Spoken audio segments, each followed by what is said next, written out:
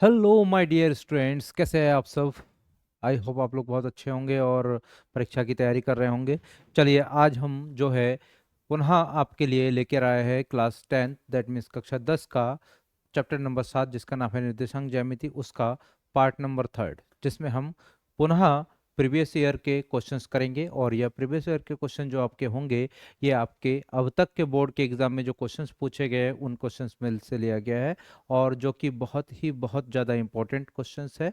तो इसको हम यहाँ पे आज कवर करेंगे। तो देखिए, हमारा यहाँ पे जो पहला आपका क्वेश्चन होगा आज के लिए, वो क्वेश्चन जो हम पीछे छोड़ चुके थे, जहाँ पे उसके आगे के क्वेश्चंस करेंगे। पिछले लेक्चर में हमने 3 लेक्चर पिछले लेक्चर में हमने जो है क्वेश्चन नंबर 16 तक हमने कंप्लीट कर लिया था। अब हम यहाँ पे क्वेश्चन नंबर 17 करने जा रहे हैं। तो देखिए, क्वेश्चन नंबर 17 हमारा क्या है, यहाँ पे देखते हैं। देखिए, बोला है बिंदुओं इतना और इतने को जोड़ने वाले रेखाखंड को y अक्ष किस अनुपात में विभाजित करता है। क्वेश्चन बहुत अच्छा है, समझिएगा। यहाँ पे y अक्ष किस अनुपात में विभाजित करता है, यहाँ पे क्वेश्चन को देखिएगा। बोला गया है बिंदुओं इतना और इतना, ये दो बिंदुएं हैं, इनको जोड़ने वाले रेखाखंड को y अक्ष किस अनुपात में विभाजित करता है, ये पूछा है। ये विभाजन सूत्र वाले कॉन्सेप्ट से है आपका। तो इसको यहाँ पे हम करेंगे विभाजन सूत्र वाले फॉर्मूले से। ठीक है। तो विभाजन सूत्र आप लोगों को पहले से ही करवा दिया गया था, विभाजन सूत्र क्या होता है। ठीक है। तो यहाँ पे हम इस क्वेश्चन को करते हैं, करने से पहले थोड़ा सा विभाजन सूत्र को दोबारा से यहाँ पे रिकॉल कर लेते हैं। ठीक है। तो विभाजन सूत्र क्या होता है, देखिए, यदि हमारे पास कोई एक रेखा है जिसके बिंदु शीर्षों के निर्देशांक हमारे, जैसे फॉर एग्जांपल हमारे पास ये है, एक लाइन है, रेखा है, और इसके शीर्ष जो है ए है और बी है, और ए के निर्देशांक है x1 comma y1, and B के निर्देशांक है x2 कॉमा y2। और इस रेखा को कोई बिंदु या कोई अक्ष जो है विभाजित कर रहा है, दैट मीन्स मान लेते हैं कोई बिंदु P है और इसका निर्देशांक है x, y, और ये बिंदु P जो है इस रेखा को m1 अनुपात m2 के अनुपात में विभाजित करता है। तो उस कंडीशन में इस बिंदु के निर्देशांक क्या होंगे, ये पूछा जाएगा। क्वेश्चन किस किस टाइप से पूछा जाएगा, देखिए, पहला तो ये पूछा जा सकता है विभाजन बिंदु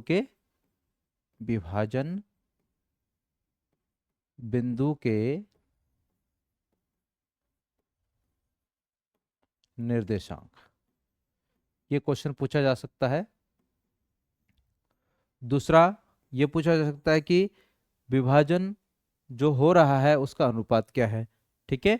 तो हमारे यहाँ पे अनुपात पूछा जा सकता है कि किस अनुपात में बिंदु जो है रेखा को विभाजित करता है। तीसरा क्या पूछा जा सकता है, अगर विभाजन बिंदु के निर्देशांक दे रखेंगे, दोनों अनुपात दे रखे होंगे और किसी एक बिंदु के निर्देशांक दिए हुए होंगे, तो हमसे दूसरा बिंदु जो है पूछा जा सकता है। फॉर एग्जाम्पल, यहाँ पे हमारे पास ये m1 और m2 की वैल्यू हमें गिवन होंगी, p x y की वैल्यू गिवन होंगी, और दोनों में से कोई एक बिंदु की निर्देशांक गिवन होंगी। तो उस कंडीशन में दूसरे बिंदु के निर्देशांक हमसे पूछे जा सकते हैं। इस टाइप के 3 क्वेश्चन हमारे यहाँ पे पूछे जा सकते हैं। तो इन 3 टाइप के क्वेश्चंस को करने के लिए हमारा पूरा का पूरा प्रोसेस सेम रहेगा, एक ही फॉर्मूले का उपयोग हम यहाँ पे करेंगे, और उस फॉर्मूले का नाम है विभाजन सूत्र। तो विभाजन सूत्र, और विभाजन सूत्र क्या है, देखिए, विभाजन सूत्र। अब समझिएगा यहाँ पे विभाजन सूत्र को, विदाउट विभाजन सूत्र को पढ़े हम आगे नहीं बढ़ सकते हैं, क्योंकि क्वेश्चन नहीं कर पाएंगे इसको। ठीक है। तो विभाजन सूत्र क्या है, देखिए, अगर किसी रेखाखंड AB को कोई बिंदु P m1 अनुपात m2 के अनुपात में विभाजित करता है, तो बिंदु P के निर्देशांक क्या हो जाएंगे, P x comma y is equal to होता है हमारा m1 x2 plus m2 x1 अपन m1 प्लस m2। ये जो आएगा हमारा, इस x की वैल्यू आ जाएगी इतनी। दूसरा, यहाँ पे जो y निर्देशांक आएगा वो कुछ इस प्रकार से आएगा, मैं दूसरे टाइप के पेन से इसको लिख देता हूँ। तो क्या हो जाएगा, यहाँ पे हो जाएगा m1 y2 plus m2 y1 अपन m1 प्लस m2। ये जो है हमारे दो अलग अलग बिंदुओं के निर्देशांक है। देखिए, x को हमने इस वाले कलर से रिप्रेजेंट करा, वाई को हमने इस वाले कलर से रिप्रेजेंट करा। इसका मतलब ये जो वैल्यू है आपकी इस कलर वाली वो एक्स की वैल्यू है, और ये वाली जो पीला कलर है ये जो है वाई की वैल्यू है। ठीक है, तो ये फॉर्मूले का उपयोग हम यहाँ पे करेंगे। ठीक, तो ध्यान दीजिए, आगे हम क्वेश्चन को सॉल्व करते हैं थोड़ा यहाँ पे। इसको इरेज कर दे रहा हूँ।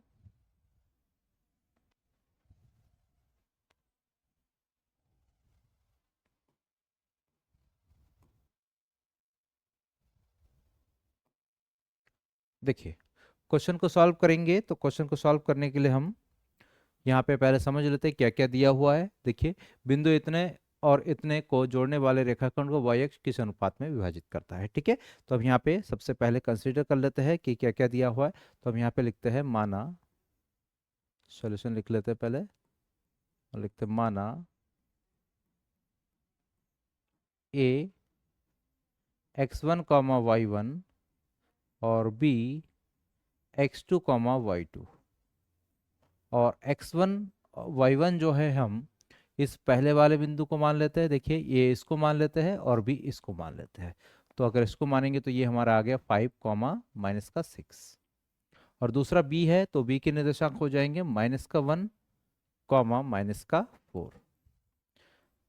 देखिएगा, क्वेश्चंस में अगर कहीं माइनस प्लस की मिस्टेक हो जाएगी तो आंसर गलत आ जाएगा, तो इस बात का विशेष ध्यान रखना है। ये छोटी सी गलती लेकिन बहुत बड़ा नुकसान हो जाता है क्वेश्चन में। ठीक है, तो यहाँ पे क्या हुआ, ए की वैल्यू इतनी हो गई, बी की वैल्यू इतनी हो गई।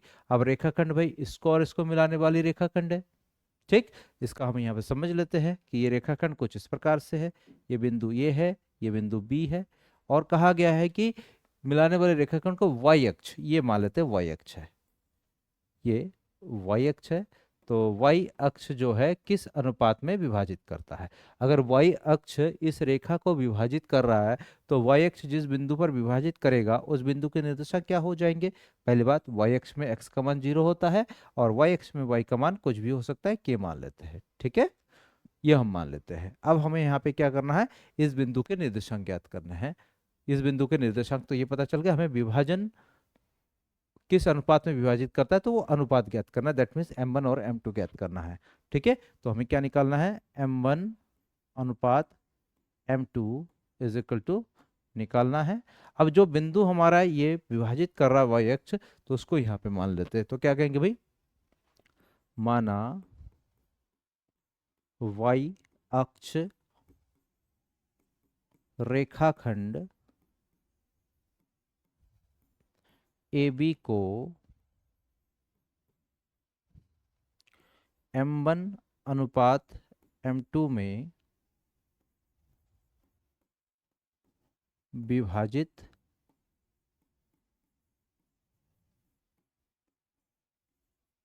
करता है, तथा विभाजन बिंदु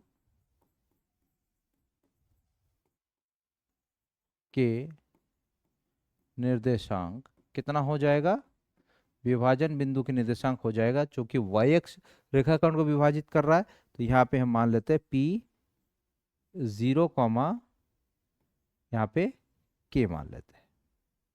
ठीक है, 0 कॉमा k कह दिया, या फिर इसको 0 कॉमा y ही कह दीजिए, कोई दिक्कत नहीं है।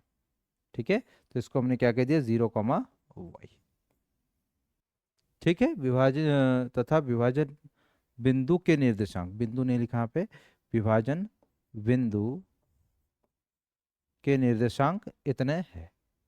अब अगर विभाजन बिंदु के निर्देशांक इतना है तो हम क्या करेंगे भाई, अब यहाँ पे फॉर्मूला अप्लाई करेंगे। ठीक है, अतः विभाजन बिंदु के निर्देशांक या फिर विभाजन सूत्र से, विभाजन सूत्र क्या है देखिए, विभाजन सूत्र यहाँ पे लगाएंगे। ठीक है, विभाजन सूत्र से विभाजन बिंदु के निर्देशांक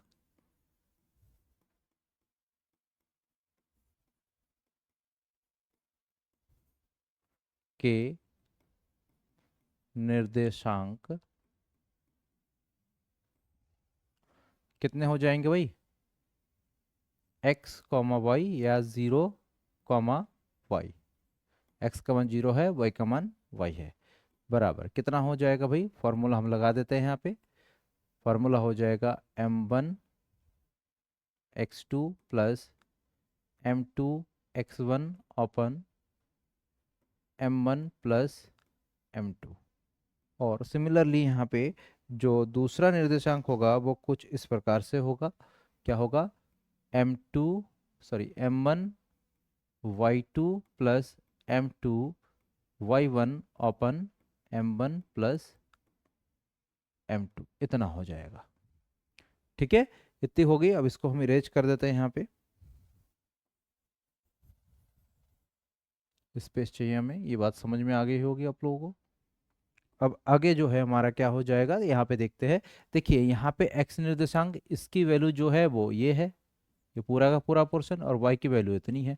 तो हम यहाँ पे कह लेते हैं, अतः x निर्देशांक, या फिर यहाँ पे सीधे सीधे कह देता है अतः, तो भाई ये 0 बराबर इतना हो जाएगा, y बराबर इतना हो जाएगा, पहले ही बता दिया था। तो यहाँ पे क्या हो जाएगा, अतः 0 बराबर m1 x2 plus m2 x1 अपन m1 प्लस m2, इतना हो जाएगा। क्रॉस मल्टीप्लाई करेंगे तो हमारे पास यहाँ पे क्या आ जाएगा, ये इसके साथ मल्टीप्लाई होगा तो 0 हो जाएगा, बचेगा हमारे पास m1 x2 plus m2 x1 is equal to 0। अब x1 और x2 का वैल्यू जो है हमें पता है, इसको यहाँ पे रख देते हैं। x1 के x2 की वैल्यू है हमारी, x2 की वैल्यू है -6, सॉरी x2 की वैल्यू है -1, x2 की वैल्यू -1 प्लस m2 x1 की वैल्यू है 5। तो यहाँ पे हमने 5 पुट कर दिया, इक्वल टू 0 आ गया। यहाँ पे देखिए ये आ रहा है -1 इंटू m2, तो -m2 हो जाएगा, प्लस का 5 इंटू m2, m2 कैसे हो जा रही है, m1 है, सॉरी।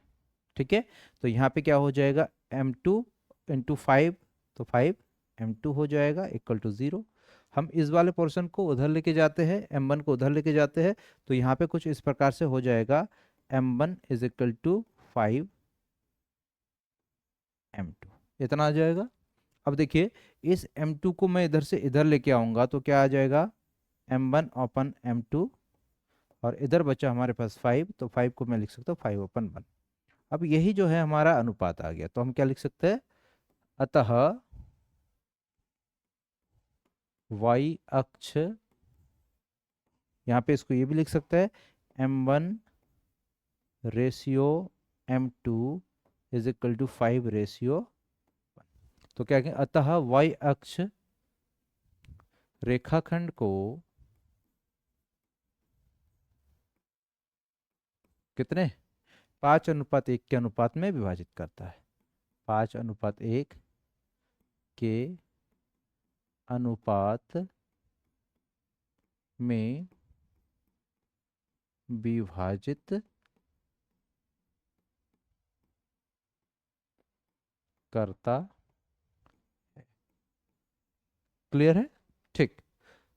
आई होप आपको बहुत अच्छे से समझ में आया होगा। तो आगे वाले क्वेश्चन में बढ़ते हैं हम। अगला वाला क्वेश्चन हमारा कुछ इस प्रकार से है, देखिए यहाँ पे बोला है, यदि बिंदु ए इतना, बी इतना, सी इतना और डी इतना एक समांतर चतुर्भुज के क्रमशः शीर्ष हो तो पी का मान ज्ञात कीजिए। पी का मान ज्ञात करना हमें। तो यहाँ पे देखते हैं, सबसे पहले एक समांतर चतुर्भुज बनाते हैं। समांतर चतुर्भुज कैसा होगा,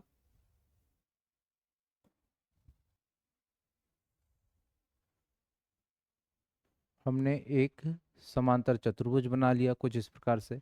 ये एक समांतर चतुर्भुज हो गया, इसका नामकरण कर देते हैं। नामकरण करेंगे तो क्या होगा, देखिए ये हो गया ए, ये हो गया बी, ये हो गया सी, ये हो गया डी। एक समांतर चतुर्भुज के सारे शीर्षों को हमने रिप्रेजेंट कर दिया, और बोला है यहाँ पे ए बी सी डी एक समांतर चतुर्भुज के शीर्ष है। तो यहाँ पे एक ही निर्देशांक लिख देता हूँ, 6,1। ठीक है, 6,1। बी के निर्देशांक है 8,2।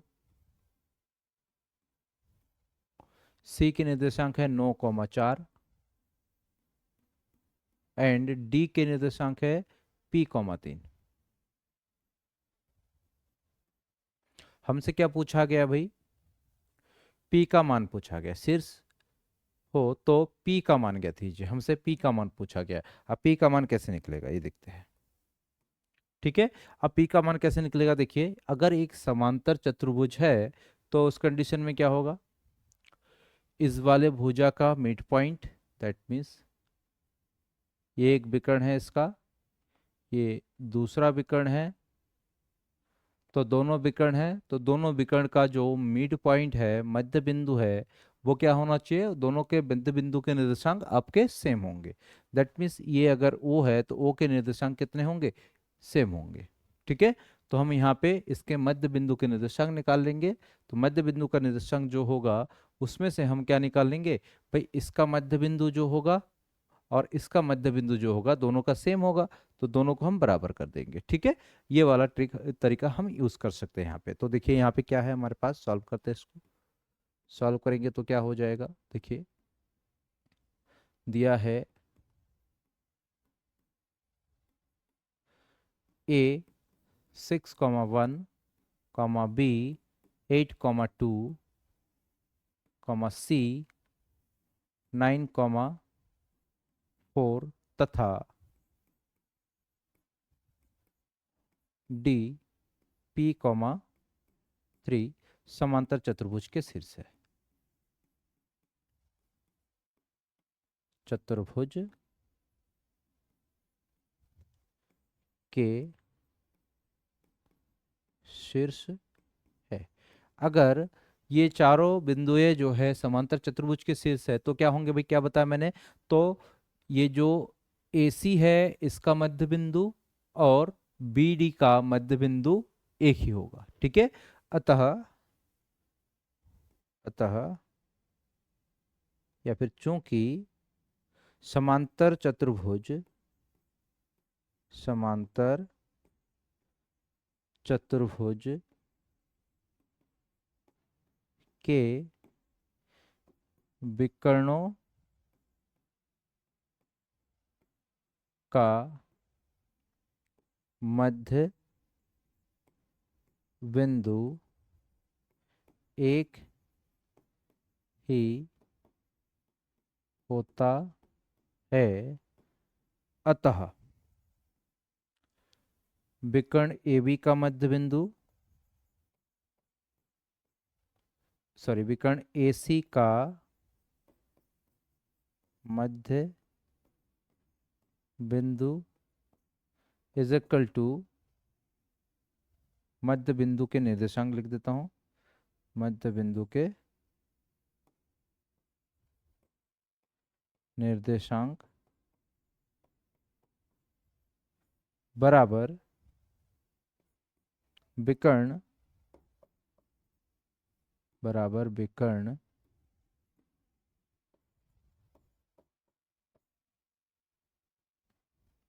BD के मध्य बिंदु के निर्देशांक, दोनों के मध्य बिंदु के निर्देशांक सेम होंगे। अगर दोनों के मध्य बिंदु के निर्देशांक सेम होंगे तो क्या हो जाएगा हमारा? देखिए यहाँ पे, अगर दोनों के मध्य बिंदु के निर्देशांक समान होते हैं तो यहाँ पे हम इन दो AC का मध्य बिंदु निकालेंगे और BD का मध्य बिंदु निकालेंगे। तो क्या लिखेंगे? अतः AC का मध्य बिंदु इज इक्वल टू BD का मध्य बिंदु। ठीक है, अगर ये लिखो तो भी ठीक है, नहीं लिखोगे तो यहाँ लाइन ही हमारे लिए पर्याप्त है। ठीक है, चलो इसको हटा देते, इतना लंबा नहीं लिखवाते हैं, ये जरूरत नहीं है। जब ये लिख दिया तो इसकी जरूरत नहीं है। ठीक है, तो हमें क्या करना है भाई? विकर्ण AC के मध्य बिंदु के निर्देशांक कैसे निकलेगा भाई? विकर्ण AC के मध्य बिंदु का निर्देशांक, तो इसके मध्य बिंदु को निकालेंगे, तो इसका मध्य बिंदु क्या हो जाएगा? मध्य बिंदु के निर्देशांक क्या होता है भाई? x1 प्लस x2 बट्टे 2 और y1 प्लस y2 बट्टे 2 होता है। तो यहाँ पे x1 कितना है? 6 है, तो 6 प्लस x2 कितना है? 9 बट्टे 2, कॉमा यहाँ पे y1 कितना है? 1 प्लस y2 कितना है 4/2।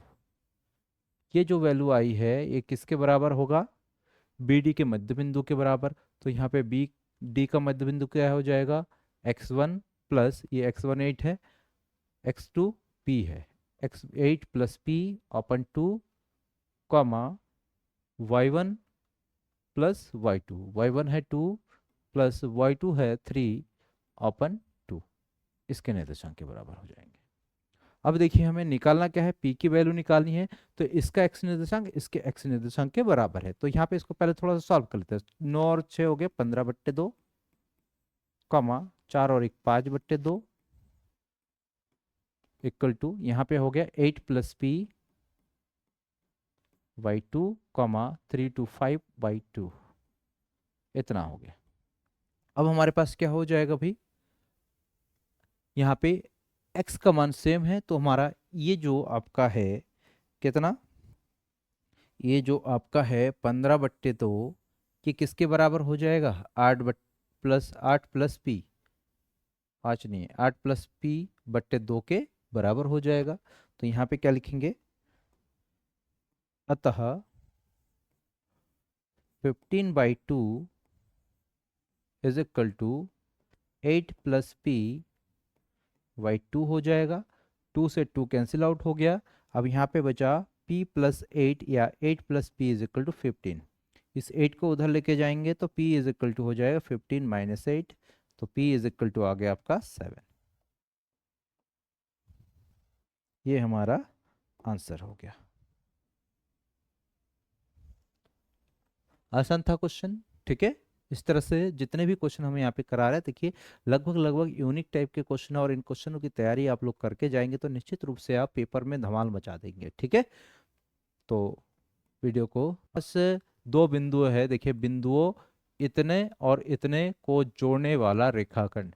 कोई भी एक रेखा खींचने के लिए 2 बिंदुओं की आवश्यकता होती है, और वो 2 बिंदु हमारे पास दे रखा है ए एंड बी, तो एक रेखाखंड हो जाएगा ए बी। तो इसको हम यहाँ पे डायग्राम के थ्रू समझते हैं। यहाँ पे देखिए एक रेखाखंड है हमारे पास यहाँ पे ए बी, चलिए यहाँ से सॉल्यूशन कर शुरू कर देते हैं।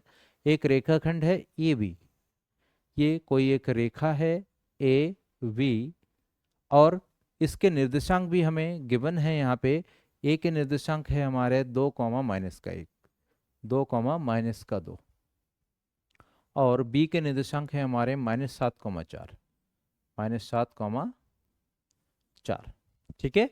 अब क्या बोला है, ए और बी को जोड़ने वाले रेखाखंड को समत्रिभाजित करने वाले बिंदुओं के निर्देशांक ज्ञात कीजिए। मतलब इस रेखा को हमें समान 3 भागों में विभाजित करना है, तो समान 3 भागों में विभाजित करने वाले बिंदुओं के निर्देशांक चाहिए। तो देखिए 3 भागों में विभाजित करने के लिए हमें कितने बिंदु चाहिए, देखिए एक बिंदु ये हो गया मान लेते हैं, चलिए एक बिंदु मान लेते हैं ये है, और दूसरा बिंदु ये है। तो देखिए लगभग जो है बराबर 3 भागों में विभाजित कर रहा है इसको, ये मान लेते हैं, ठीक है। तो अगर एक रेखा को 3 बराबर भागों में विभाजित करना है तो हमें 2 बिंदुओं की आवश्यकता है, कि 2 बिंदुओं से हम उसको तोड़ेंगे। दैट मीन्स ये हमारे पास एक डंडा है, मान लीजिए पेन है, तो इसको 3 बराबर भागों में तोड़ना है या 3 भागों में तोड़ना है। तो तोड़ने के लिए क्या करना पड़ेगा, यहाँ से एक टुकड़ा करो अलग रख दो। अब ये एक टुकड़ा बचा, इसको फिर एक टुकड़ा करो यहाँ से, तो कितने टुकड़े हो गए, टोटल 3 टुकड़े हो गए। तो वैसे ही हमें यहाँ पे भी करना है। एक रेखा को अगर 3 बराबर भागों में बांटना है तो उसके 2 बार उसको तोड़ना पड़ेगा, और 2 बार उसको तोड़ना पड़ेगा। तो कितने बिंदुओं से तोड़ रहे हैं हम, कितने जगहों से तोड़ रहे हैं, 2 जगहों से तोड़ रहे हैं। तो जहां जहां से तोड़ रहे हैं उसके नाम हम यहाँ पे रख देते हैं। माना हमने इसको पी से तोड़ा और क्यू से तोड़ा, ठीक है। अगर बिंदु P से तोड़ा और बिंदु Q से तोड़ा, तो इस बिंदु P और Q के निर्देशांक चाहिए हमें। तो बिंदु P और Q के निर्देशांक क्या होंगे वो हमें निकालने हैं यहाँ पे, ठीक है। तो हमने यहाँ पे जो है जो बिंदुए इनको 3 बराबर भागों में विभाजित कर रहे हैं, उन बिंदुओं के नामकरण हमने कर दिए P एंड Q। अब देखिए, अब बात यहाँ पे आती है, ये वाला टुकड़ा जितना है ये वाला टुकड़ा भी उतना, यहाँ पे इतना टुकड़ा भी वही है, ठीक है।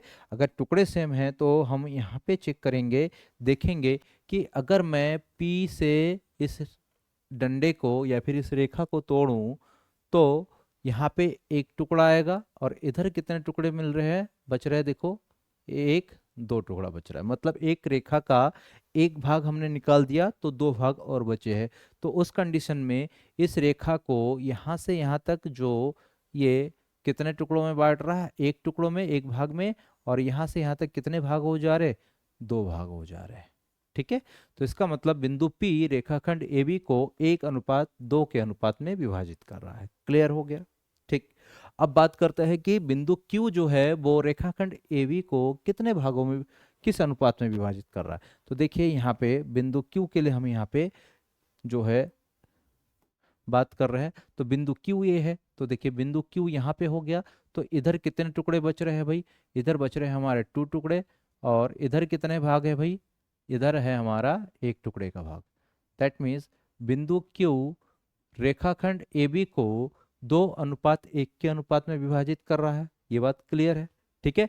अब हमें क्या चाहिए भाई, बिंदु P के निर्देशांक और Q के निर्देशांक। तो बिंदु P के निर्देशांक और Q के निर्देशांक हम यहाँ पे निकालेंगे। तो हम क्या कह लेंगे यहाँ पे, माना बिंदु P के निर्देशांक x, y है तथा बिंदु Q के निर्देशांक x डैश, y डैश है। ठीक है, तो हम यहाँ पे इसको मान लेते हैं, इसको मान लेते हैं। ठीक है, अब देखते हैं यहाँ पे हम क्या करें भाई, माना रेखाखंड, माना रेखाखंड AB को बिंदु P व Q सम त्रिभाजित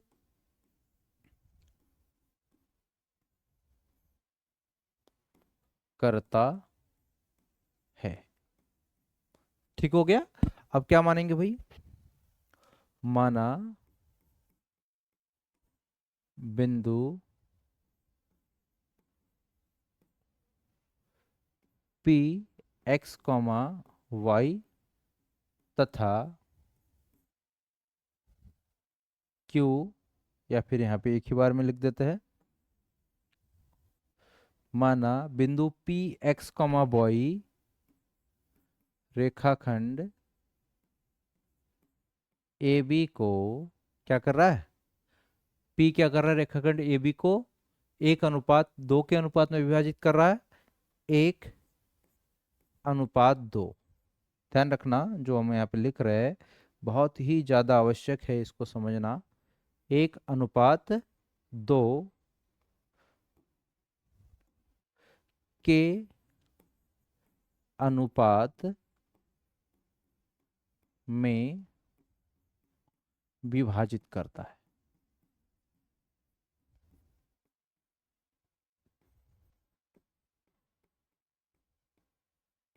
क्या बताया हमने, देखिए माना बिंदु P, ये जो P है ये रेखाखंड AB को 1:2 के अनुपात में विभाजित करता है। इस रेखाखंड AB को 1:2 के अनुपात में विभाजित करता है। अगर 1:2 के अनुपात में विभाजित करता है तो क्या हो जाए, अतः P x, y बराबर बिंदु P के निर्देशांक क्या हो जाएंगे, x, y, और ये किसके बराबर होगा, तो देखिए ये किसके बराबर होगा भाई, इस बिंदु A के निर्देशांक हमें पता है, बिंदु B के निर्देशांक पता है। यहाँ से यहाँ तक की दूरी 1 है और यहाँ से यहाँ तक की दूरी 2 है, और यहाँ पे 1:2 का मतलब क्या है, m1 और m2 का मान जो है आपको दे रखा है। m1 का मान है 1 और m2 का मान है 2। तो यहाँ पे आप लोग ध्यान रखने के लिए लिख लेना, m1 इक्वल टू यहाँ पे आ रहा है 1 और m2 इज इक्वल टू आ रहा है 2 पहले केस में। ठीक है, तो यहाँ पे क्या हो जाएगा भाई, p के x, y बराबर क्या हो जाएगा, m1 x2 plus m2 x1 अपन m1 plus m2, comma m1 y2 plus m2 y1 अपन m1 प्लस m2। इतना हो जाएगा। अब हम क्या करेंगे भाई, यहाँ पे वैल्यूज पुट कर देते हैं सभी चीज़ों के। m1 की वैल्यू कितनी है, 1 है, इंटू x2 की वैल्यू कितनी है, तो x2 कितना है हमारा, यहाँ पे देखिए -7। समझ में आ रहा होगा आप लोगों को? ठीक। अब प्लस का साइन, प्लस का साइन, m2 की वैल्यू कितनी है, तो m2 जो है वो 2 है, यहाँ पे भी लिखा है इधर भी है, इंटू एम टू का मान जो है 2 है और x1 की वैल्यू कितनी है, x1 की वैल्यू है 2 इंटू 2 ओपन m1 की वैल्यू 1 प्लस 2, इतना हो जाएगा। अब भाई दूसरा पार्ट देखते हैं यहाँ पे y वाला पोर्शन जो है उसको भी सॉल्व करते हैं। y वाले पोर्शन में क्या है, m1 की वैल्यू कितनी है, 1 है, y2 कितनी है, देखिए y2 इज इक्वल टू 4 है, प्लस m2 कितनी है, 2 है, इंटू y1 कितनी है, तो y1 की वैल्यू है -2। ठीक है, तो ये -2 हमने यहाँ पे पुट कर दिया और इधर कितना आ जाएगा, 1 + 2। तो आई होप आपको समझ में आ रहा हो। कोई अगर असुविधा है, लग रहा है कि यहाँ पे कहीं कुछ समझ में नहीं आ रहा है, तो आप मुझे कमेंट कर दीजिए।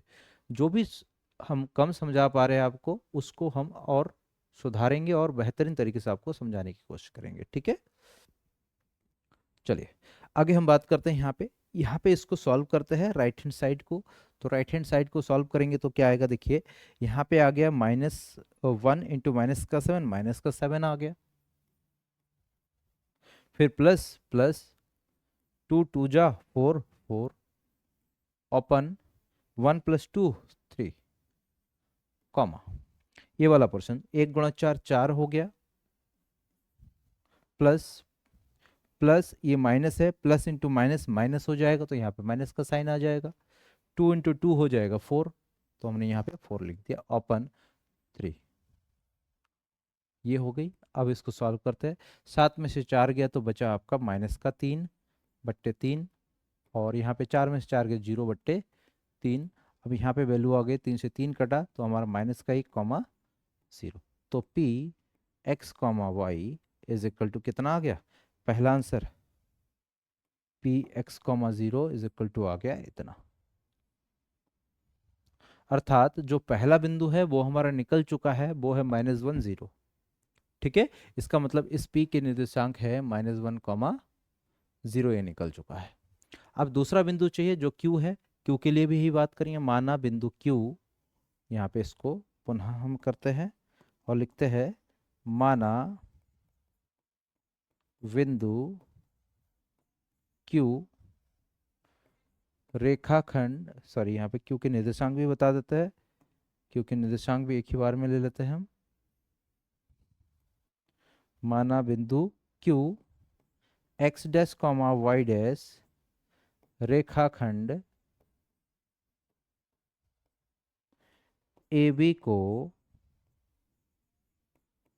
किस अनुपात में भाई, AB को, ये है Q, तो रेखाखंड AB को यहाँ से यहाँ तक 2 है और यहाँ से यहाँ तक 1 है, तो क्या होगा, AB को 2:1 में विभाजित करता है। वे सेम वही लिखेंगे, के अनुपात में विभाजित करता है। चलिए, के अनुपात में विभाजित करता है।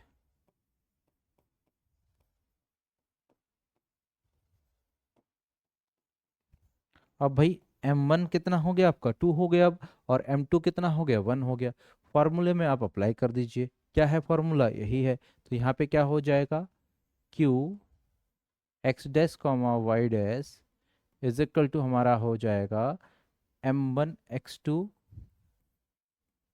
Plus m2 x1 open m1 plus m2।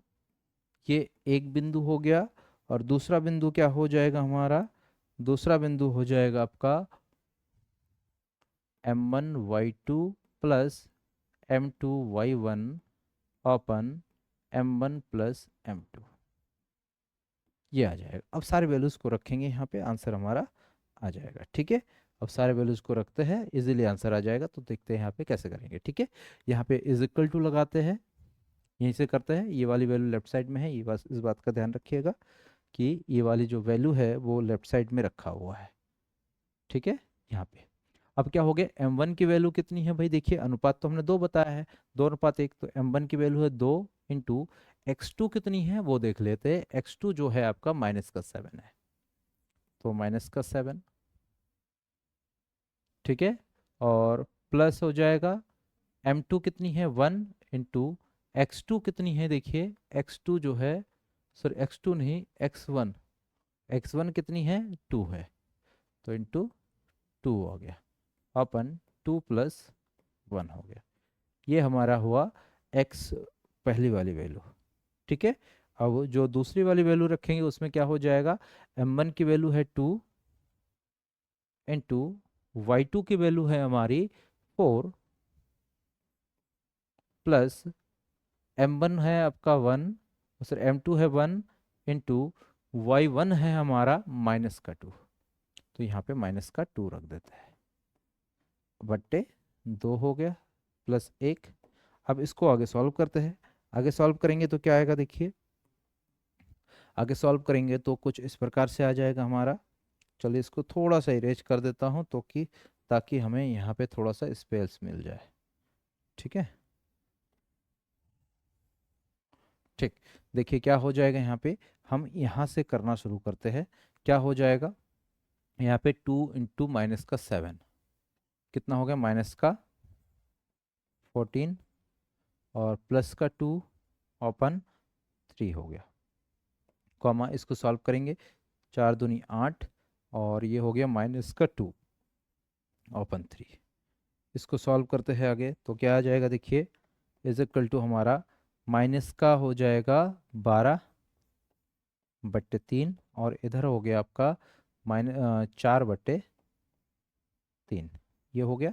अब यहाँ से वैल्यू आ जाएगी आपकी 3 चौको 12 और ये 4/3, तो -4 4/3, ये हो जाएगा हमारा आंसर। ठीक है, ये क्या है हमारा आंसर, और इसको हम लिखते हैं यहाँ पे, देखिए देखिए ये हो गया हमारा आंसर। अब इसमें हम क्या लिखेंगे भाई, इसके जगह पे आ जाएगा आपका लेफ्ट साइड में Q X dash Y dash is equal to इतना हो गया, और ये हमारा हो गया फाइनल आंसर। एक आंसर आपका ये वाला हुआ और एक आंसर आपका ये वाला हुआ, एक आंसर आपका ये है, दूसरा आंसर आपका ये वाला है।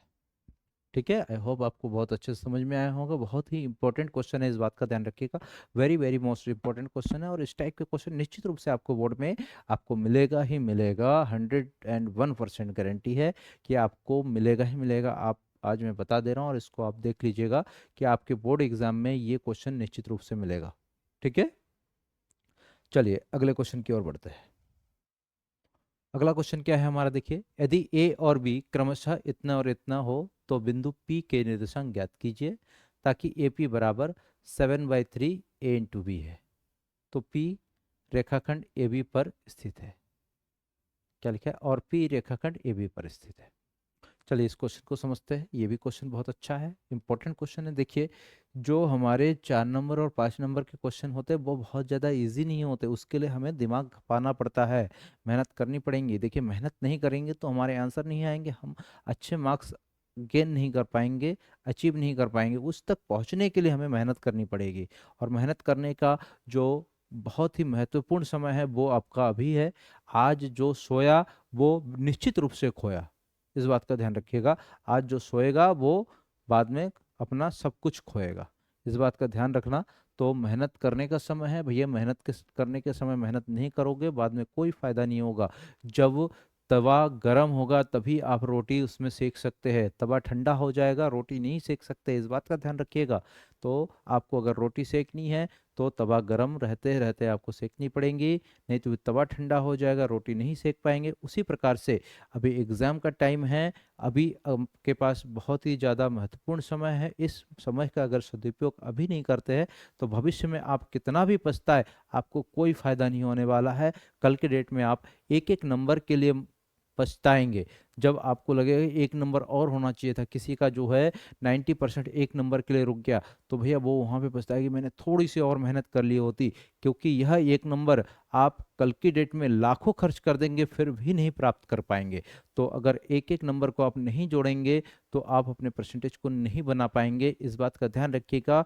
हर एक चैप्टर, हर एक क्वेश्चन बहुत ज़्यादा इंपॉर्टेंट है और इसी क्रम में हम आप लोगों को क्लास दे रहे हैं और इसमें ये दे रहे हैं कि जो गत वर्षों में प्रश्न पूछे गए हैं उसको हम यहाँ पे अभ्यास करवा रहे हैं, उस क्वेश्चनों को सॉल्व करवा रहे हैं। और यह क्वेश्चन बहुत ज़्यादा इंपॉर्टेंट है, परीक्षा में इसी टाइप के क्वेश्चन आएंगे और हो सकता है कि इसी में से सारे क्वेश्चन आपके पेपर में छप जाए।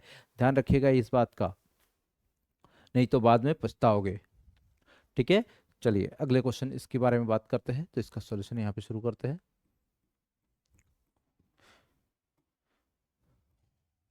क्या है देखिए, क्वेश्चन में बोला है यदि ए और बी क्रमशः इतना इतना है, ए और बी के निर्देशांक दे रखे हैं, तो बिंदु पी के निर्देशांक ज्ञात कीजिए। बिंदु पी के निर्देशांक ज्ञात करने हैं, कोई बिंदु पी है उसके निर्देशांक ज्ञात करने हैं, ताकि एपी जो है वो 3/7 ए बी हो। एपी जो है वो 3/7 ए बी हो और पी रेखाखंड ए बी पर स्थित हो। पी जो है रेखाखंड ए बी पर स्थित हो। चलिए इसके लिए एक डायग्राम बनाते हैं, यहाँ पे समझते हैं। यहाँ पे हमारे पास एक रेखाखंड है ए बी, ये ए है, ये बी है और P जो है वो रेखाखंड AB पर है। दैट मीन्स कहीं पे भी हो सकता है। सपोज करते हैं यहाँ पे कहीं कोई बिंदु है और यह बिंदु जो है आपका क्या है, P है। ठीक है, यह बिंदु क्या है आपका, P है। तो हमें P का मान ज्ञात करना है या P के निर्देशांक ज्ञात करने हैं। ठीक है, P के निर्देशांक ज्ञात करना है। तो P का निर्देशांक कितना होगा वो हमें कैलकुलेट करना है। तो यहाँ पे देखिए कंडीशन दे रखा है, AP जो है वो 3/7 AB है। ठीक है, एपी जो है वो 3/7 AB है। तो यहाँ से अगर हम निकाले तो देखिए एपी जो है वो बराबर है 3/7 AB। और AB को हम क्या लिख सकते हैं, 3/7 AB को लिख सकते हैं AP प्लस PB। तो AP प्लस PB कर दिया मैंने। अब इतना हो गया, ये AP बराबर इतना है। अब इस 7 को मैं इधर लेके आता हूं तो ये हो जाएगा 7AP इज इक्वल टू, इस 3 को अंदर मल्टीप्लाई कर देता हूँ, 3AP प्लस 3PB। अब इस 3AP को इधर लेके आएंगे तो इधर बचेगा 4AP और इधर बचेगा 3PB। अब मैं यहाँ पे देखूं कि AP जो है और PB है, तो इस PB को इधर लेके आता हूँ तो AP बट्टे PB हो जाएगा और अंक को उधर ले जाता हूं तो 3/4 हो जाएगा।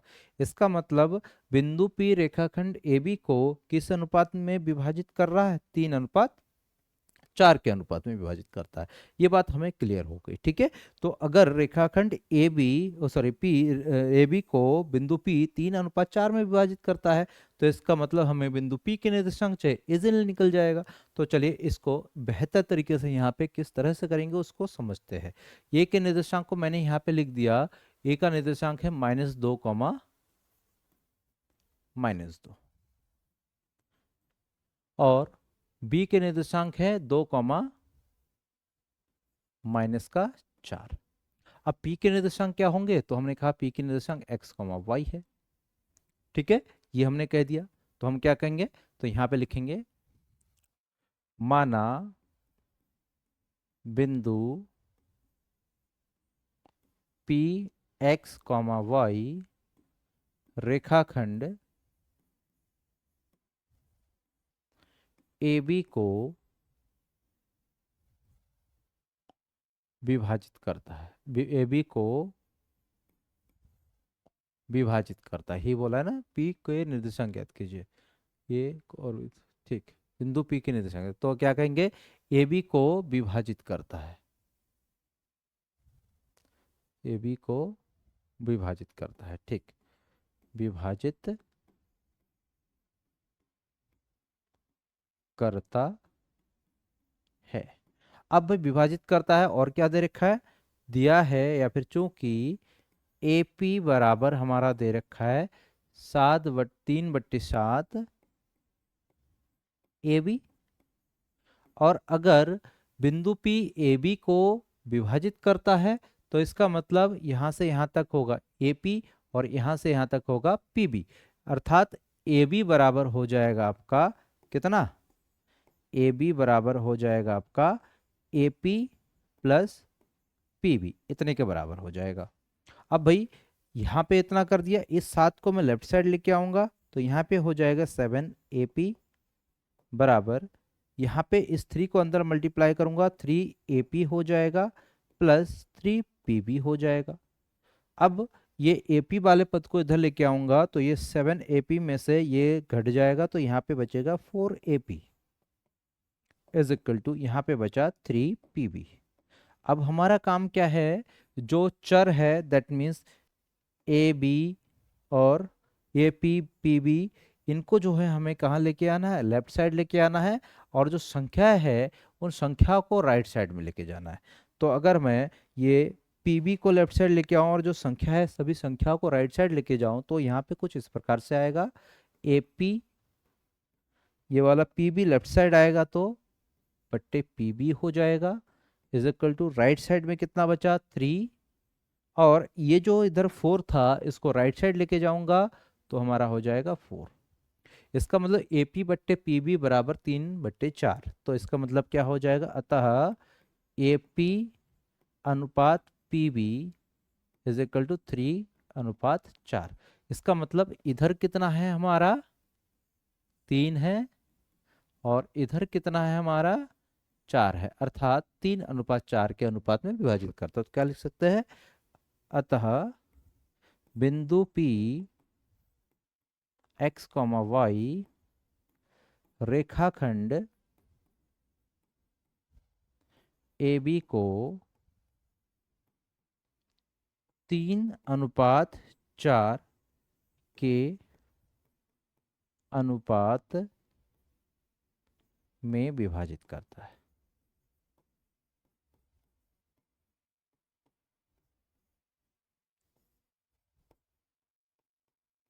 अगर 3/4 में विभाजित करता है तो बिंदु P के निर्देशांक क्या हो जाएंगे, तो यहाँ पे क्या लिखेंगे, अतः बिंदु P के निर्देशांक, बिंदु P x, y is equal to हो जाएगा क्या, m1 x2 plus m2 x1। थोड़ा सा लेफ्ट करके लिखता हूँ क्योंकि स्पेस यहाँ पे कम है और जो भी लिखूंगा फिर आप लोगों को समझ में नहीं आएगा सही से। ठीक है, तो मैं इसके लिए स्पेस इधर से बनाता हूँ ऐसे करके। ठीक है, यहाँ पे लिखता हूँ, अतः बिंदु P x, y is equal to क्या हो जाएगा, m1 x2 plus m2 x1 अपन m1 प्लस m2, कॉमा यहाँ पे दूसरा निर्देशांक हो जाएगा m1 y2 plus m2 y1 अपन m1 प्लस m2, इतना आ जाएगा। अब यहाँ पे वैल्यूज को देखते हैं भाई, क्या हो जाएगा, m1 की वैल्यू कितनी है भाई, ये हो गया आपका m1 की वैल्यू, ये m1 हो जाएगा, ये m2 हो जाएगा। तो अगर वो m1 होता है m2 होता है तो यहाँ पे m1 की वैल्यू हो गई 3 इंटू x2 की वैल्यू कितनी है, तो x2 कितनी है यहाँ पे 2 है, तो 2 प्लस m2 कितनी है, तो m2 हो गया 4, यहाँ पे देखो या यहाँ देखो एक ही बात है। तो 4 into m2 x2 sorry x1 की वैल्यू कितनी है, -2, तो यहाँ पे -2 रख दिया, नीचे हो गया 3 + 4, कॉमा यहाँ पे दूसरी वैल्यू जो है उसको रखते हैं। तो दूसरी वैल्यू क्या है हमारे पास भाई, m1 की वैल्यू कितनी है 3 इंटू y2 का मान कितना है, देखिए y2 का मान है -4, तो यहाँ पे रख दिया हमने -4 प्लस m2 की वैल्यू है 4 इंटू y1 की वैल्यू कितनी है, तो y1 की वैल्यू है हमारी यहाँ पे -2, तो यहाँ पे हम पुट कर देते हैं -2 और बट्टे में आ जाएगा 3 + 4 और ये हो जाएगा ब्रैकेट क्लोज। ठीक है, ये हो गया। अब इसको सॉल्व करते हैं, आगे लिखते हैं कितना आएगा, देखिए यहाँ पे आ गया हमारे पास 3 दूनी 6 प्लस, प्लस नहीं होगा, रीज़न क्या है भाई, यहाँ पे हमारे पास, ओहो छोटा हो जाए बेटा। यहाँ पे क्या हो जाएगा देखिए, 3 दूनी 6 और प्लस इंटू माइनस माइनस, 4 दूनी 8 बट्टे ये है हमारा 3, 3 और 4 हो गया 7, कॉमा यहाँ पे 4 तिया 12, वो भी माइनस का, फिर माइनस प्लस माइनस, तो 4 दूनी 8 हो गया, बट्टे हो गया 3 और 4 7। कितना आया देखिए, 6 में से 8 गया तो माइनस का 2 बट्टे 7, और कॉमा माइनस का 12 माइनस का 8 माइनस का 20 ओपन 7, इतना हो गया। और ये क्या है हमारा, पी एक्स कॉमा वाई, जो कि हमारे पी का निर्देशांक निकल चुका है, और यही क्या हो जाएगा हमारा आंसर। क्लियर, बहुत ही अच्छा क्वेश्चन है, आई होप आपको समझ में आया होगा, कॉपी कर लीजिए। कितना रखा है? 7 और 20/7।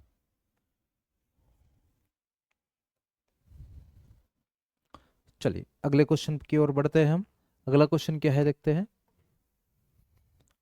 अगला क्वेश्चन है, एक्स अक्ष पर वह बिंदु ज्ञात कीजिए जो इतने और इतने से समदूरस्थ है। बहुत ही आसान सा क्वेश्चन है, चलिए इस क्वेश्चन को सॉल्व करते हैं। देखिए यहाँ पे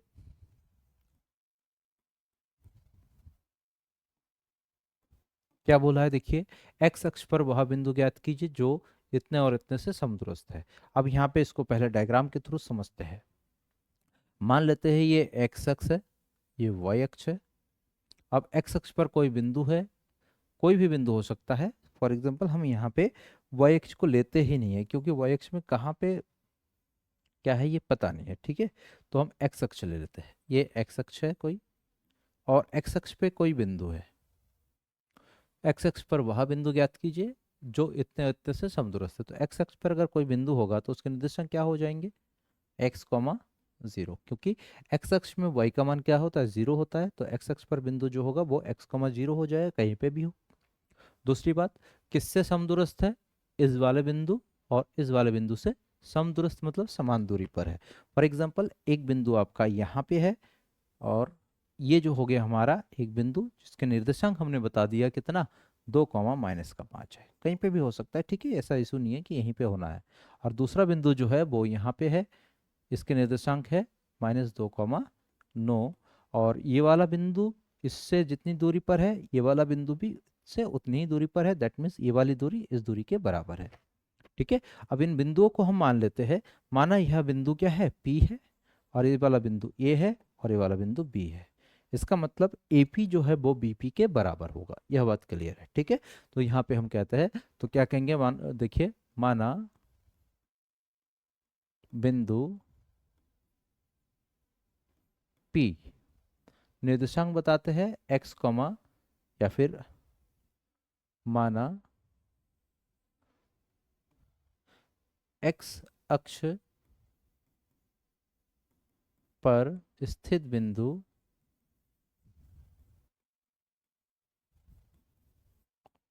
P x comma y, x comma y नहीं, x कॉमा 0 है, जो बिंदु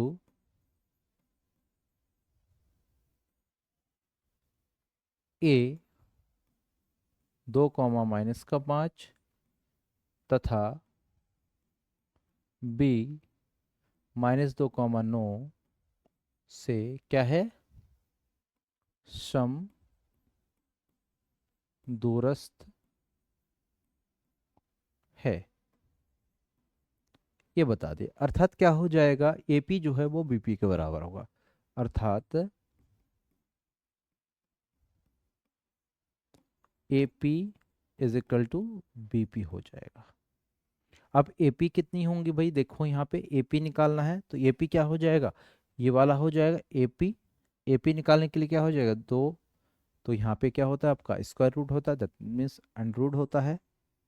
अंडर क्या हो जाएगा, 2 + x, 2 + x का होल स्क्वायर, कैसे आया, दूरी सूत्र से। दूरी AP बराबर हो जाएगा √x1 + x1 - x2 का whole square plus y1 - y2 का होल स्क्वायर।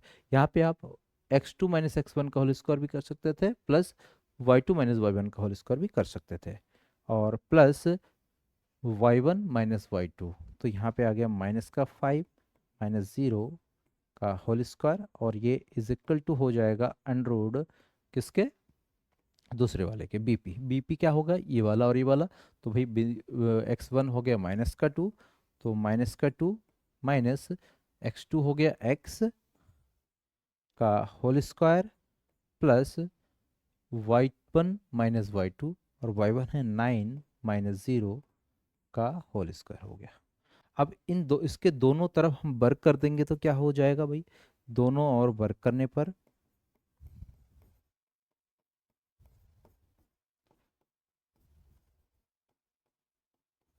भाई दोनों और वर्क करेंगे तो क्या हो जाएगा, इधर वर्ग हो गया इधर वर्ग हो गया, तो इस वर्ग से ये अंडर रूट कट जाएगा, इस वर्ग से ये अंडर रूट कट जाएगा, अंदर क्या बचेगा, ये वाला पोर्शन क्या होगा, 2 प्लस एक्स का होल स्क्वायर प्लस -5 का स्क्वायर, -5 का होल स्क्वायर,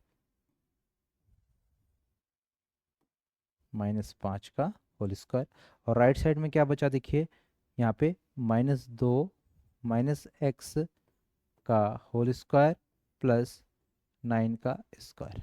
अब हम इसको सॉल्व कर लेते हैं आगे, इधर देखिए यहाँ पे क्वाड्रेटिक इक्वेशन बन सकता है, इसको मैं हटा देता हूँ क्योंकि इसकी अब हमें ज़रूरत नहीं है, आप लोगों को चाहिए तो आप लोग पीछे वीडियो को पीछे बैकवर्ड करके वहाँ से देख सकते हैं, ठीक है। हम इसको a प्लस बी के होल स्क्वायर के फॉर्मूले से एक्सपेंड कर देते हैं, तो कितना आ जाएगा, 2 का स्क्वायर 4, पहले आ जाएगा 2 का स्क्वायर 4 प्लस एक्स का square x square plus 2 x, 2 x, फिर माइनस का 5 का स्क्वायर 25, इतना हो गया, इज इक्वल टू क्या आएगा देखिए राइट साइड, माइनस को 2 का स्क्वायर हो जाएगा 4, माइनस का माइनस है तो प्लस एक्स स्क्वायर, फिर माइनस होता है लेकिन दोनों में माइनस है तो प्लस हो गया, 2 इंटू एक्स, इतना हो जाएगा, और प्लस का 81 हो जाएगा, 9 का वर्ग 81, ठीक है। इतनी बात समझ में आ गई होगी। अब देखिए इसको सॉल्व करते हैं, सॉल्व करेंगे तो क्या होगा देखिए, इधर भी एक्स स्क्वायर है इधर भी एक्स स्क्वायर है, ये इधर उधर होगा तो कैंसिल आउट हो जाएगा। अब यहाँ पे आया देखिए 25 और 4 29, और ये हो गया 2 दूनी 4x, 4x प्लस 25 और 4 29, दैट मीन्स 29 इक्वल टू, इधर कितना आया देखिए, माइनस का 2 दूनी 4x, तो ये हो गया माइनस का 4x, और ये 81 और 4 हो गया प्लस का 85। अब हमारा काम क्या होगा, चर को हम लेफ्ट साइड लेके आएंगे और अचर को राइट साइड लेके जाएंगे, तो चर हमारे पास यहाँ पे माइनस का 4x है, इधर का 4x है, 4x प्लस 4x हो गया, और इज इक्वल टू ये 85 हो गया, ये वाला उधर जाएगा तो माइनस का 29 हो गया, इसमें सॉल्व करेंगे, 4 प्लस 4 8x हो गया, इज इक्वल टू 15 में से 9 गया तो 6 हो गया, और इधर 7 में से 2 गया तो 5 हो गया 56, तो यहाँ से x इज इक्वल टू हो जाएगा 56/8, और x इज इक्वल हो जाएगा 8 सत्ते 56, 7। निकालना क्या था, x अक्ष पर वह बिंदु ज्ञात कीजिए, तो x अक्ष पर वह बिंदु क्या हो जाएगा, तो क्या लिखेंगे, अतः x अक्ष पर अभिष्ट बिंदु कितना है भाई, चलिए 7,0 है, ये हमारा आंसर हो गया, ठीक है। चलिए नेक्स्ट क्वेश्चन की ओर बढ़ते हैं, चलिए कॉपी कर लीजिए आप लोग, स्क्रीनशॉट लेना है स्क्रीनशॉट ले लीजिए। नेक्स्ट क्वेश्चन की ओर बढ़ते हैं, नेक्स्ट क्वेश्चन है आपका ये वाला, क्या बोला है इसमें देखिए, x और y के एक संबंध, सॉरी, x और y में एक संबंध ज्ञात कीजिए ताकि बिंदुओं इतने और इतने से समदूरस्थ हो। भैया समदूरस्थ वाले क्वेश्चन आने ही हैं, 100% आएगा, एक ना एक क्वेश्चन आपको पेपर में निश्चित रूप से दिखेगा, इसलिए इन क्वेश्चंस को बहुत बेहतरीन तरीके से तैयार कीजिए। कोई भी बोर्ड हो, चाहे वो यूपी बोर्ड हो, उत्तराखंड बोर्ड हो, झारखंड बोर्ड हो, बिहार बोर्ड हो, कोई सा भी बोर्ड होगा, हर एक बोर्ड में जो है ये क्वेश्चन आना है, सीबीएसई बोर्ड में भी। तो ध्यान रखिएगा, ये क्वेश्चन बहुत ही ज़्यादा इंपॉर्टेंट है, ये 2016 में भी इस क्वेश्चन को पूछा गया है। तो इस क्वेश्चन को हम यहाँ पे रिपीट करते हैं। देखिए क्या है, यहाँ पे बोला एक्स और वाई में एक संबंध ज्ञात कीजिए, एक्स और वाई में एक रिलेशन ज्ञात करना है ताकि बिंदु इतने और इतने से समदूरस्थ हो। सेम अभी जो क्वेश्चन करा है वही क्वेश्चन है, ठीक है। तो यहाँ पे इसको सॉल्व करते हैं, तो यहाँ पे हल लिखते हैं। तो हमारे पास क्या है, देखिए एक्स और वाई में संबंध ज्ञात करना है, तो हम क्या कहेंगे, दिया है, या फिर चले दिया है क्या, पी एक्स कॉमा वाई बिंदुओं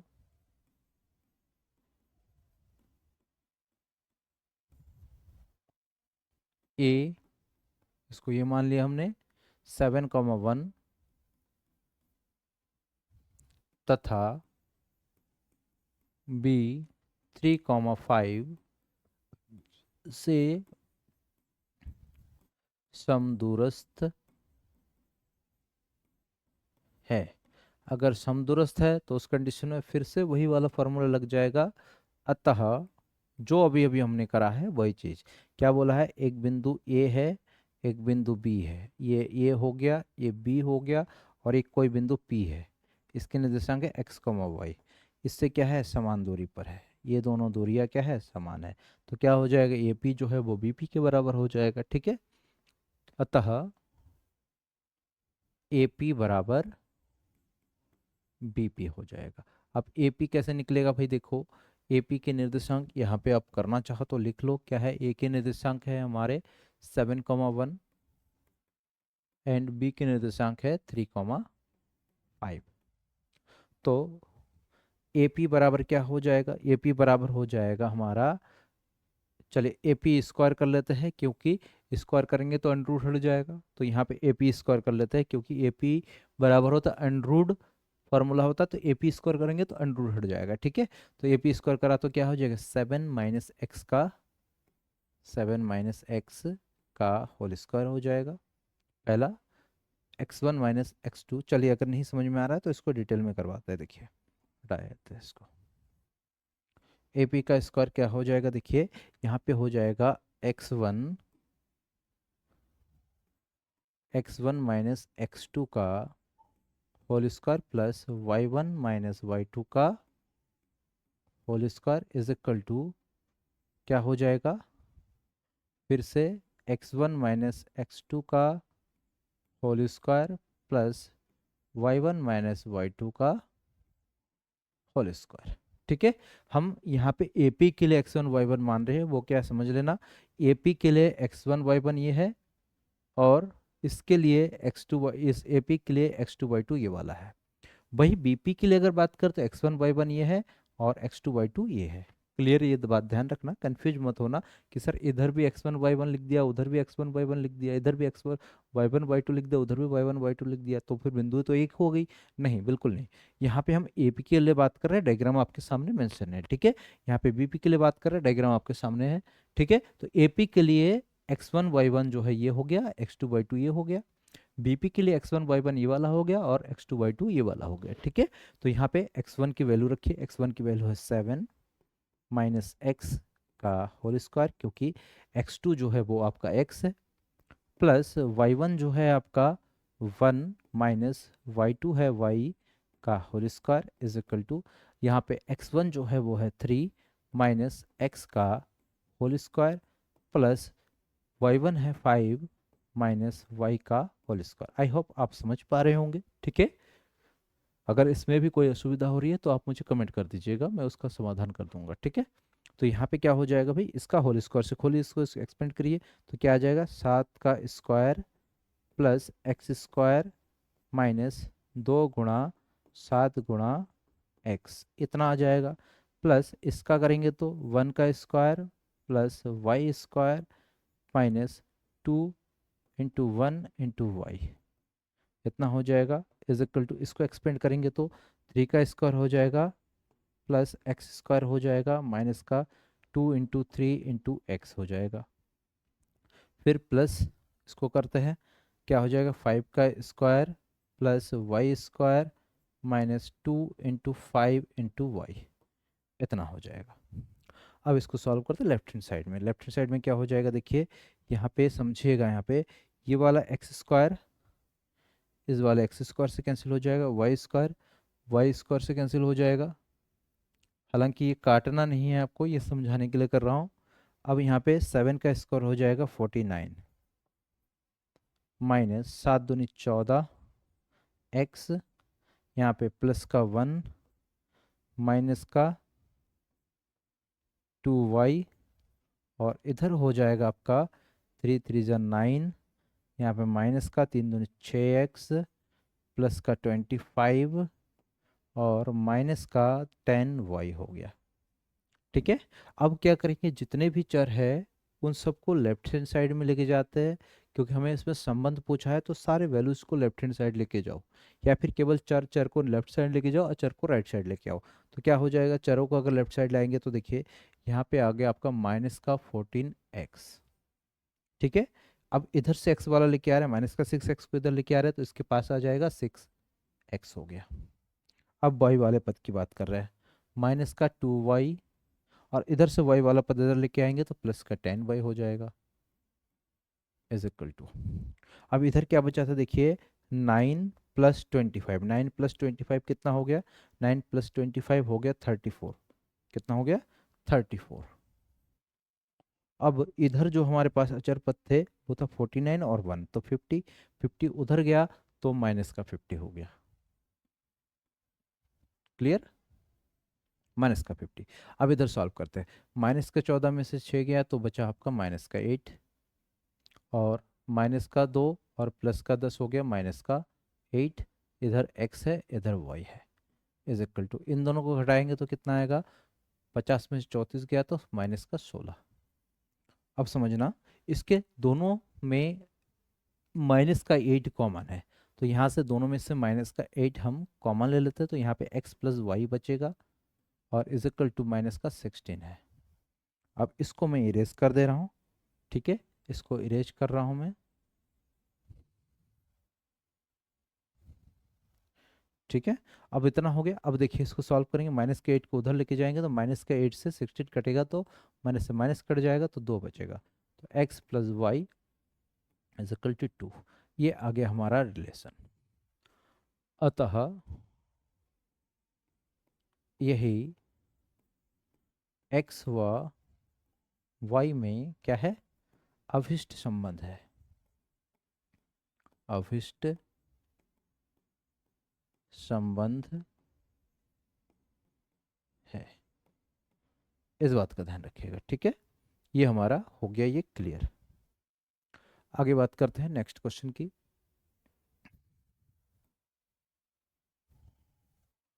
नेक्स्ट क्वेश्चन है हमारे पास, सिद्ध कीजिए कि बिंदु इतना इतना इतना और इतना एक समांतर चतुर्भुज ABCD के शीर्ष है।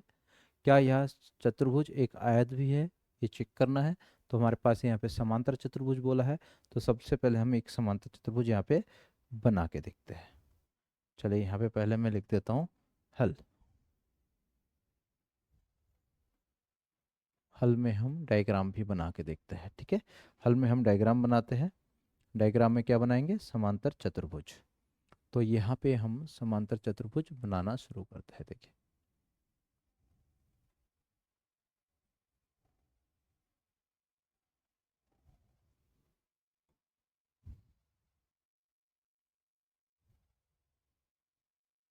ये है हमारा समांतर चतुर्भुज। ठीक है, अगर ये समांतर चतुर्भुज है तो हम यहाँ पे सारे शीर्षों को रिप्रेजेंट करते हैं, ABCD है तो ये A हो गया, ये A हो गया,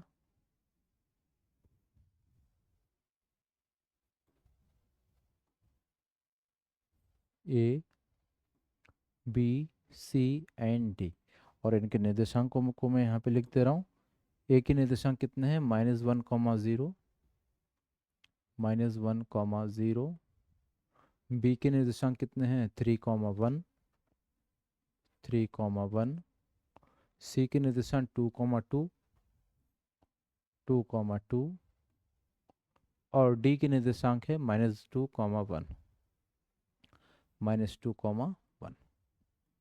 ये हमारे पास एक समांतर चतुर्भुज के शीर्षों को हमने यहाँ पे रिप्रेजेंट कर दिया है। ठीक है बच्चों, आगे हम बात करते हैं।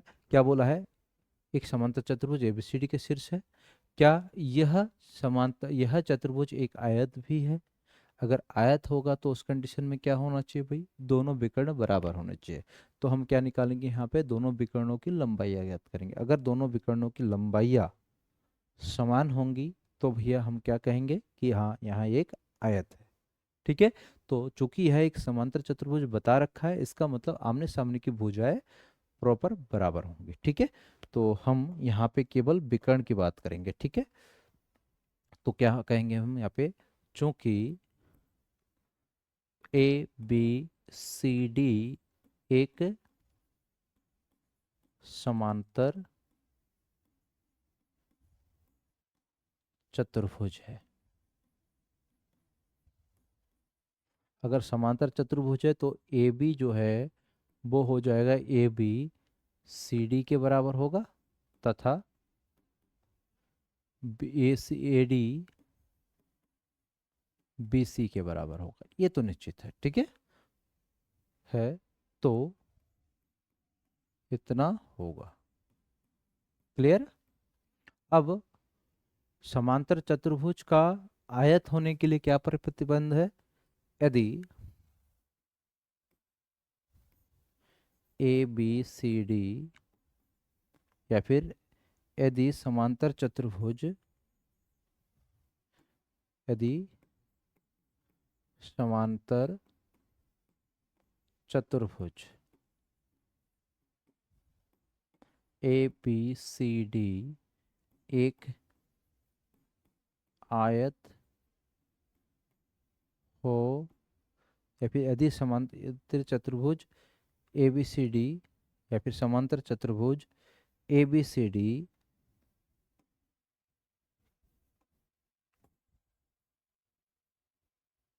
समांतर चतुर्भुज ए बी सी डी को आयत होने के लिए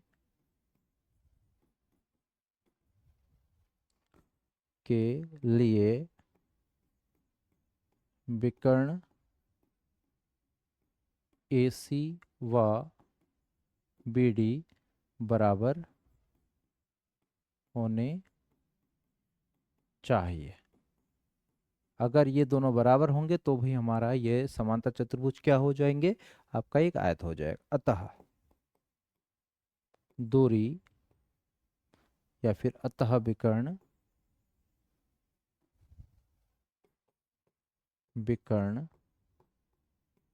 AC बराबर, AC निकालो, विकर्ण AC निकालो, ये वाला AC है विकर्ण। AC निकालेंगे तो क्या आ जाएगा भाई, x1 minus x to, x1 का मान है -1 -2 का वर्ग, plus y1 minus y2 that means 0 -2 का वर्ग। तो यहाँ पे बराबर क्या आ जाएगा हमारा, -1 -2 माइनस का 3 -3 का वर्ग 9, और ये माइनस का 2 का वर्ग हो जाएगा 4, इज इक्वल टू आ गया √13। ए सी इज इक्वल टू आ गया √13। ध्यान रखिएगा, ए सी इज इक्वल टू हमारा √13 आ गया। अब हमारे पास अगला काम क्या है, हमें बी डी को भी √13 के बराबर अगर आ जाए बी डी की वैल्यू, तो हमारा क्या हो जाएगा, दोनों जो समांतर चतुर्भुज है यह एक आयत हो जाएगा। तो अब क्या हो जाएगा, विकर्ण बी डी बराबर, विकर्ण बी डी, देखिए बी डी कौन सा है भाई, ये वाली भुजा है, ये वाली दूरी बी डी है।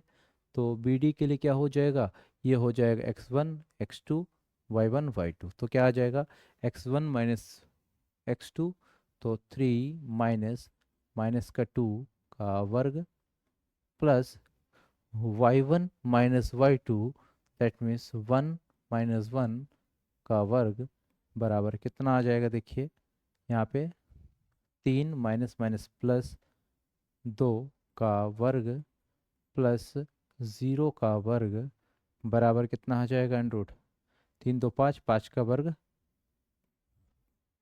और इससे ये कट जाएगा तो बचेगा हमारा 5। तो बी डी बराबर हमारा निकल गया 5। चूंकि विकर्ण ए सी बराबर नहीं है विकर्ण बी डी के, अतः समांतर चतुर्भुज समांतर चतुर्भुज ए बी सी डी एक आयत